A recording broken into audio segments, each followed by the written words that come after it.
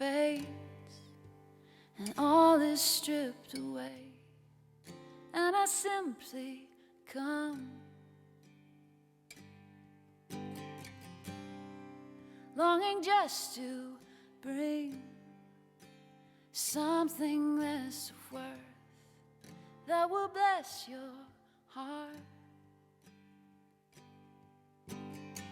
Now I'll bring you more than a song, for a song in itself is not what you have required. 'Cause you search much deeper within, through the way things appear. You're looking into my heart.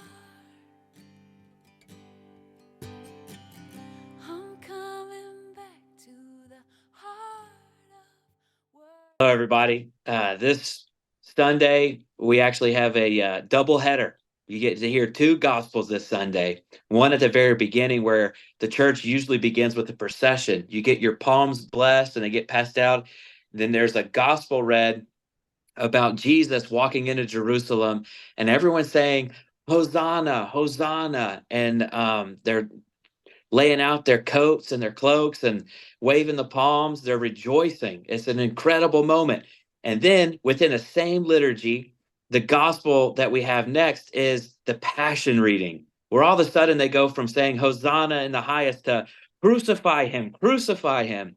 Maybe you've had that same experience within one game where everyone's cheering, everyone's going, everything's going great, and then boom, you hit this period or this slump within a very short time frame where things don't look good. Well, that's exactly what we get this Sunday. Things are going great for the Lord at one moment, and then the next moment, he's suffering and being rejected and ridiculed. And so, what can we do? Can we enjoy the praise and the Hosanna, while at the same time, when things are not looking so well, stand close to the cross? Jesus himself had a team of 12, and they enjoyed the Hosanna in the highest, but most of them ran away when it came time for the cross. How are we going to play this game? There's that saying, when times get tough, the tough get going.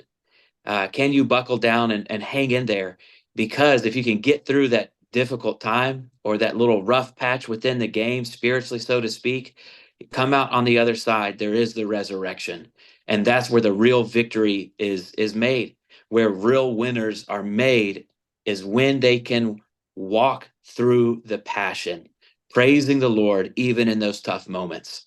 So God bless you and enjoy a wonderful and fruitful Holy Week. One thing I really dislike is when someone talks about themselves. But I'm going to tell you something about myself in hopes that it'll inspire you as a Catholic. I try to get a lot done before the sun comes up. I wake up at 4:30 in the morning, get my coffee, read the news, check my emails, and then I immediately go up to my prayer room and I read the day's gospel, followed by 10 minutes of reading the Catechism of the Holy Catholic Church, followed by 45 minutes of individual prayer, just me and the Lord. I had a guy ask me the other day, if you could meet one person in history and have a sit-down dinner with them, who would it be? Well, that's easy, Jesus Christ. The interesting thing is, we can.